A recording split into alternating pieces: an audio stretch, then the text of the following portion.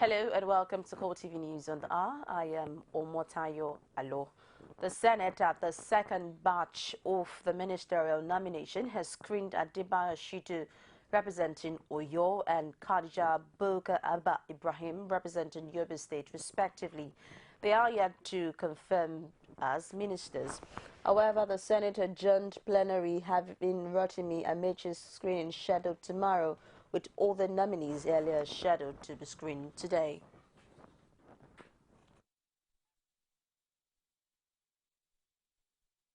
As long as I am, I think I have adequate ideas about how government can ensure that everybody is educated, both those who are currently unemployed and those who are underemployed. So I want to say that education is the way to go if indeed we are serious about, curbing effectively, youth excesses and restiveness. On lawmaking under my watch, we considered and reviewed the transport sector and other reform bills presently before the National Assembly. 1. Transport Commission Bill 2015. 2. Port and Harbour Bill 2015. 3. Road Funds Bill 2015. 4. Road Sector Reform Bill 2015. 5. Inland Waterways Bill 2015. 6. Competition Bill 2015. 7. Postal Services Bill 2015. And 8. The Nigeria Railroad Bill 2015. These bills, when passed into law, will create jobs and attract private sector investments. Ex-Minister of Interior Abba Muro has been summoned and is being grilled by the Economic and Financial Crimes Commission over the 2014 ill-fated recruitment into the Nigerian immigration across several states, where more than 16 lives across several recruitment centers in the country. Muro was taken into EFCC custody on Monday in Abuja office of the anti-graft agency. It could be recalled that over 700,772 applicants paid the sum of 1,000 naira each to write a test for an employment slot of just 4,000. Although in a public apology statement made by the ex-minister to Nigerians on the 7th of April 2014, Muro had said they took the responsibility over the bad organization of the recruitment exercise that led to the death of many youth seeking employment into the service. The Court of Appeal has adjourned indefinitely the judgment on the appeal filed by Senate President Bukola Saraki against his arraignment at the Code of Conduct Tribunal. Saraki is asking the appeal court to nullify the proceedings of the tribunal and to also set aside the criminal charges filed against him by the federal government on account of being illegal and unlawful. The appellant counsel, Kehinde Elajas, who spoke to journalists, said the court will nullify counsel to the parties in the suit when the judgment is ready. The information we had is that the judgment is not ready and that the court will advise all counsel involved when the judgment is ready.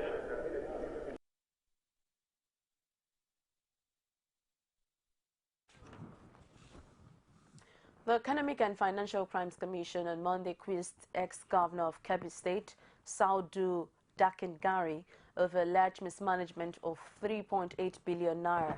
As at 5:24 p.m., the former governor, who was invited by the EFCC, was still at the Operations Department of the Anti-Graft Agency. The EFCC had earlier grilled ex-First Lady of Kebbi State, Ajia Zainab Dakingari, the daughter of late President Umaru Yar'Adua and the chairman of the Board of Trustees of the People's Democratic Party, Alhaji Aliru Bello Mohammed, over alleged 2 billion naira contracts and money laundering in the state. Newsmen gathered that the invitation of the ex-governor followed the petition and non-execution of some contracts in Kebbi State when he was in charge. The head of media and publicity of EFCC, Wilson Owajaren, confirmed the invitation of Dakingari, but he did not give details on why the ex-governor was invited by the commission. The chairman of Economic and Financial Crimes Commission, EFCC, Ibrahim Lamadi, on Monday said the agency does not obtain statement from suspect under duress. He said the state-of-the-art recording facilities in the EFCC interrogation rooms would not allow any investigator to emulate a suspect. He, however, pleaded with Western nations to reject and return stolen funds. Lamade, who made the clarifications during the visit by two officials of Amnesty International, said corruption is the worst form of human rights abuse. He urged Western countries to continue to reject and return stolen funds. Corruption is believed by many to be the root cause of the most challenges facing different sectors of the Nigerian economy, even as the politicians are being questioned by anti-corruption agencies. The rise in corruption is on the increase. In this report, our correspondent Netu Elabari explored possible solutions to the menace of corruption in Nigeria. The corruption ranking of Nigeria by the Transparency International Index has over the years worsened the image of the country in the eyes of the world. A situation that has not only worsened international relations, but also the perception of Nigerians in the diaspora. Reacting to the challenge, a legal practitioner is of the opinion that public officers should be questioned while in and out of office, which will serve as caution for them in management of public funds. The only thing we can make out of it is a word of caution that public officers should know that their activities will be called to question once they leave office. And then we cannot even wait until they leave office. Nigerians should begin to ask questions even while the fellow is still in office, so that possible incidences of corruption can be stemmed in the bud. For the ones that have been concluded, corruption cases that have been concluded, unfortunately, not many of them in Nigerian environment, which is an indictment on our system, that there are so many obvious corruptions flying around in the air, but there are very few convictions that we're able to achieve. The school of thought that Nigeria requires a scapegoat in the fight against corruption is fast becoming a matter of national discourse. An advocate of that thought and a public analyst says the fight against corruption should begin with those in leadership positions in the country, as this will serve as a guide to tackling the societal ill. And to fight corruption in Nigeria, first of all, it has to start with the government. I mean, when I say government, I mean people in position of leadership. Because when you see, like the Yorubas will say, that when you see like a group of horses, when they are running, it is one that is in the front that will determine the speed of the ones at the back. And then usually we always talk about role models. And that is what the role government should be playing. Because when you look at people in government, it is what they do that Nigerians will want to copy. People that are seen to be living above their means should be seen as an outcast. They should not be celebrated.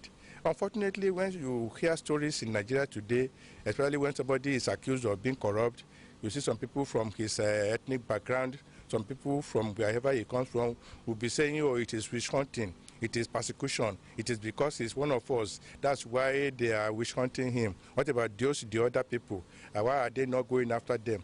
But the question they fail to ask themselves is this person they are witch hunting? It is however expected that the anti-corruption stance of President Muhammadu Buhari's administration will match words with action and rid the country of the monstrous menace. The People's Democratic Party, PDP, has accused the office of the President of the Court of Appeals, Zainab Balkachua, of undue interference in ongoing election petition cases. According to the party, reports emanating from Justice Balkachua's office indicated that there are moves to sway judgment against PDP candidates at the various election petition tribunals and other judicial cases.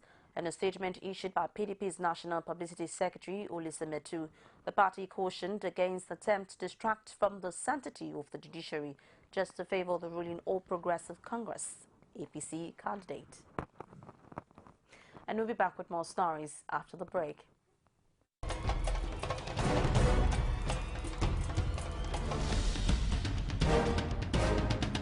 This is what the people are saying. You don't run a big economy with generator. they need to do more in terms of energy and power. Many things to do for this Nigeria about lights, water, and new TT. For Nigerians that are not gullible, we know that good laws have done nothing good for this country. Buhari won the election convincingly. Talk to your husband that you should keep promise about what you said, and because people are watching you, you know, another election is coming. Also, some people will stand for Yoruba land, will be strong man, you don't die. This nation is moving forward. The best is going to take place. The people giving voice to the voiceless. Welcome, and if you're just joining us, it's CoreTV News at 4. For more of our news and information, visit our social media platform facebook.com/CoreTV News, our Twitter handle @CoreTV News NG. You could get more on our YouTube channel, youtube.com/CoreTV, live space and news.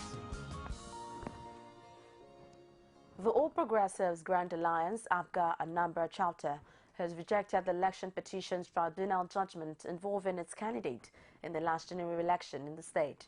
Tony Ifaya, APGA secretary in the state, speaking at a news conference in Akwa, says the party will contest the judgment at the appeal court, adding that the party is dissatisfied with the judgment. Ifaya claimed the party won all the National Assembly elections on March 28, adding that it has resolved to seek redress at the appeal court. Tribunal judgments in the state and cases arising from the last general elections was only in favor of Dozie Nwankwo, who won his tribunal case against PDP's Nnamdi Eze for Anaocha Dunu Kofia in Jikoka Federal Constituency. Other candidates of APGA, including Victor Meh, who contested Anambra's Central Senatorial District, all lost at the tribunal.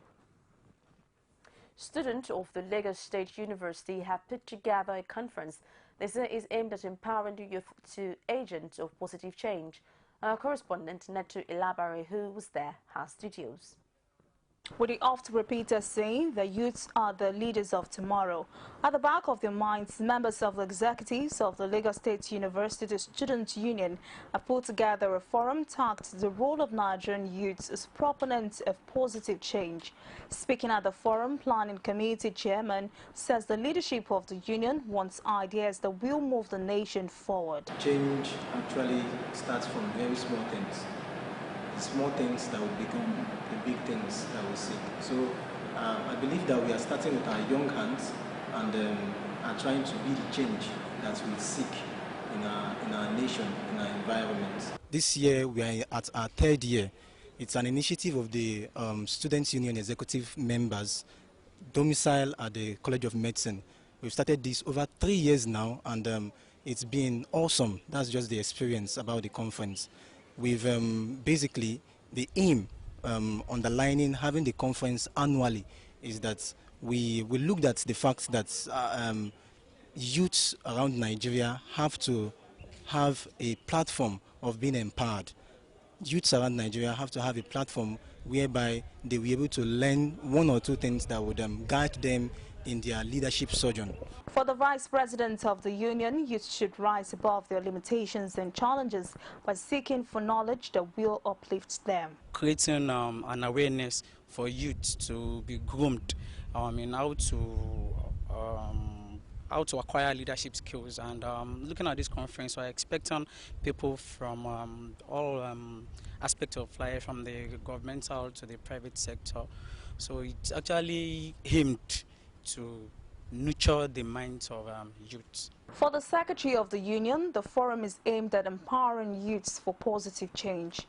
We also reach out to youths from different ends of the country, and we bring them together. We try to impact on them the various leadership skills that they need to actually forge on in life, all that they need to make their own impact in this generation. It would enable them to influence those around them and also influence the environment in which they find themselves. The youths of the nation seem to have caught the bug of the change mantra of the Buhari administration. Time will tell if the lessons of this conference will impact positively on the conduct of the youths. An Afiok Essien has been appointed the new Vice-Chancellor of University of Uyo.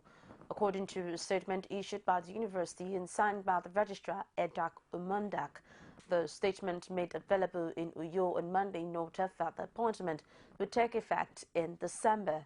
It stated that Essien is a professor of commercial law, a two-time dean faculty of law, and chairman committee of deans Uni Uyo. Essien is taking over from Comfort Ekpo, who is completing a 5-year tenure as Vice-Chancellor University of Uyo at the end of November 2015. Each other that emergence of Essien followed a painstaking, thorough and uncompromising transparent process and urged the university community to give him the support required to succeed. 2 structural engineers indicted in the 6-story Synagogue Church of All Nations building collapse have asked the Federal High Court in Lagos to dismiss a preliminary objection to the suit by the Lagos State government. The engineers Oladele Ogundeji and Akim Bella Fatiregun have prayed the court to squash a district coroner's verdict which found them culpable after an inquest. They filed separate suits against the Lagos State Commissioner of Police, the Council for the Regulation of Engineering in Nigeria, the State Attorney General and the district coroner. The engineer's lawyer, Olalekan Ojo, says the coroner's verdicts cannot be a basis for arresting, investigating or prosecuting his clients. The continuous lopsided development plans of various administrations in Plateau State has begun to attract criticisms of residents of the state capital, Jos.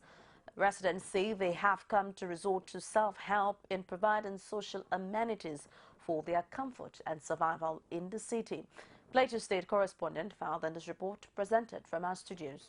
Lack of the needed social amenities in Jos, the capital city of Plateau State, has become unbearable to the residents. Some in the capital city accused the past and present administrations of concentrating developmental activities only in places where their people are residing or where they have properties. For these residents, their destinies in their hands as waiting for government, according to them, will be a wait forever. Our roads have been so bad, so we gathered as a community to effect some repairs on the road because the roads have been so terrible. So we initially encountered problems, but when they saw that, we have started, the road repairs. So a lot of them are cooperating now. Definitely the community has decided to be out doing it itself because we believe that we need to partner or to join hands with government. We're more or less, let's say, it complementing what government is doing. We're hoping that out of this, government will see our sincerity and our genuineness in the cause, and hopefully they might come to our rescue. Others say the situation is now precarious due to the rainy season that makes certain areas inaccessible whenever there is a heavy downpour. The situation here is very pathetic. We've been suffering here for year in, out, year out, especially when there's rainy season. It's very hard for motorists to fly this road.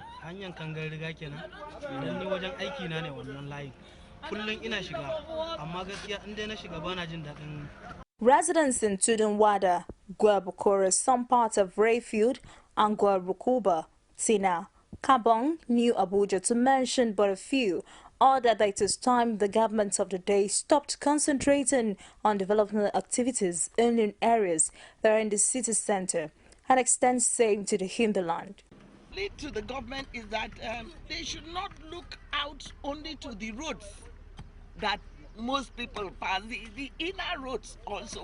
Pleading to government to include this on the budget of this year, to then bring a contractor to handle this road so that people can enjoy it and have the benefit of dividend of democracy. Jos residents say the continuing failure of government to address the issue is like sowing seeds for discord.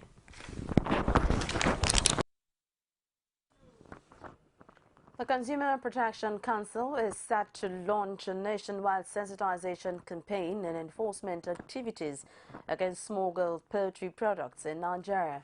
CPC Director General Dukbe Atoki disclosed this on Monday at a meeting with members of the Poultry Association of Nigeria at the council headquarters in Abuja. She revealed that the three-pronged approach includes that the sensitizing of consumers on the dangers of consuming the product, removal from the shelves, and the collaborating with relevant stakeholders. She pointed out that the Monday meeting is part of the strategies at forging necessary collaborations with the stakeholders, while noting that further engagement with relevant federal ministries and the Customs Service have been mapped out. And as part of continuous effort aimed at promoting arts and artists, the Imo State Arts Exhibition 2015 had been held in Owerri, the state capital. Ajibade Alfesa, who was at the exhibition, filed in this report presented from our studios.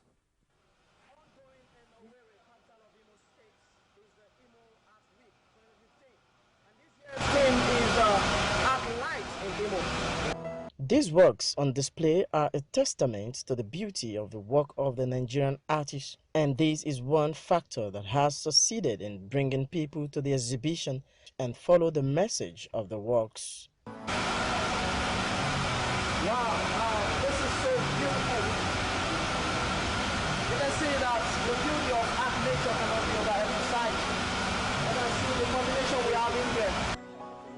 The works from portraits of noblemen, paintworks, combination of animals like lion and the lamb in peaceful coexistence, all have inbuilt messages.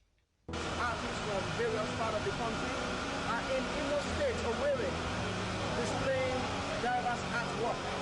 And most of them, we're going to be meeting them to explain to us what they're trying to project with each of their artwork. Steel works, both brown, silver, carved into ceremonial knives and several other beautiful shapes, and even human-like and all wonderful objects to behold.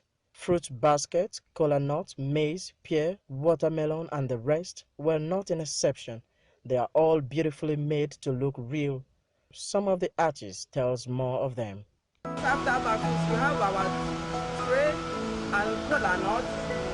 You are welcome to our stand. This is kola nut, goro is there, and ojigo, our local kola is there. We use it to welcome people from elsewhere to our community. We have men of strength, men of great boldness. So if they can protect and lift those ones that are timid and soft and don't have anything to say, I think it's a big piece and to make our society. Other works on display includes this one that tells the story of Omugo in Igbo land and how polygamy helped in providing adequate manpower for farming to our ancestors as opposed to what is practiced now.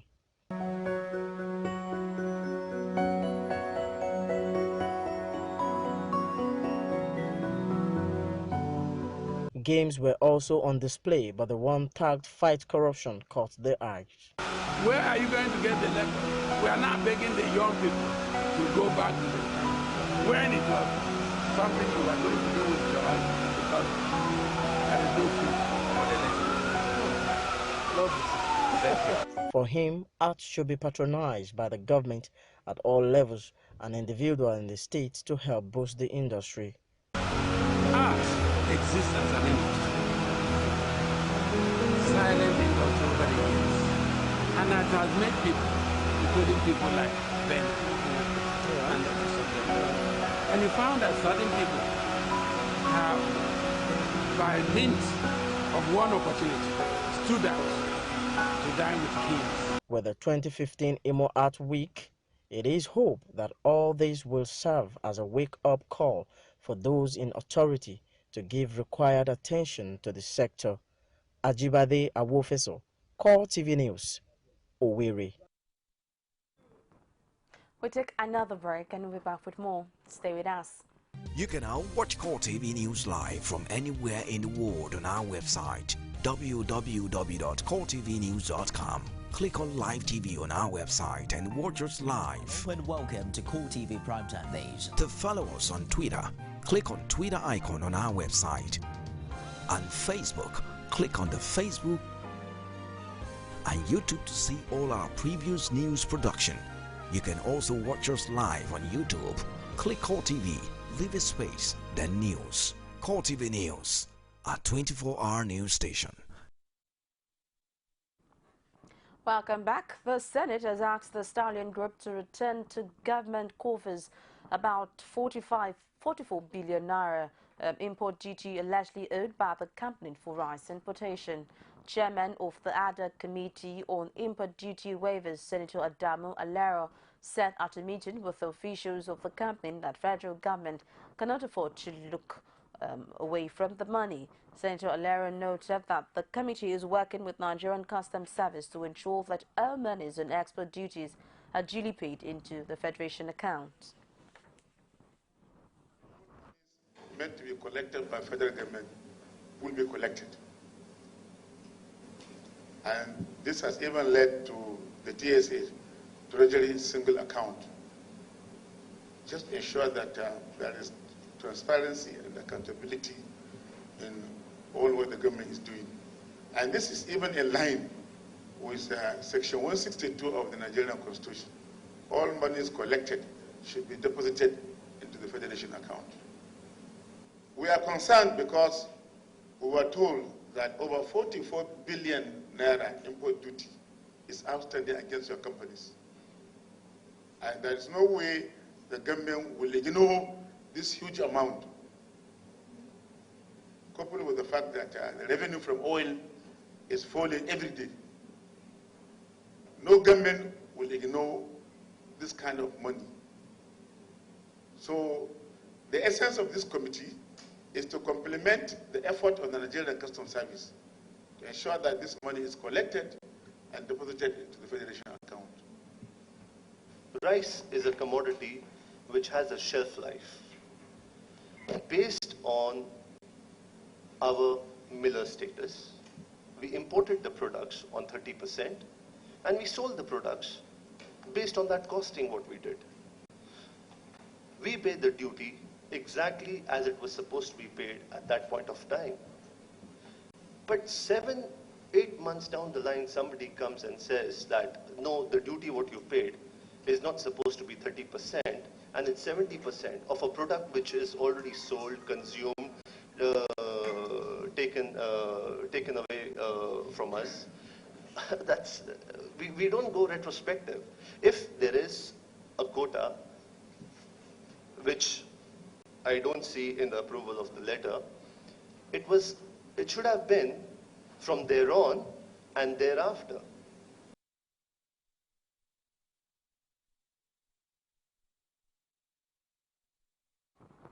The Director General Debt Management Office, Abraham Nwankwo, has disclosed that Nigeria's external debt profile has risen to $11 billion as at last week, as against the $9.4 billion recorded in March. Similarly, domestic debt profile has also risen to 11 trillion naira. Nwankwo disclosed this in an interview with journalists in Kaduna shortly after declaring open a one-day enlightenment workshop with leaders of student unions from tertiary institutions.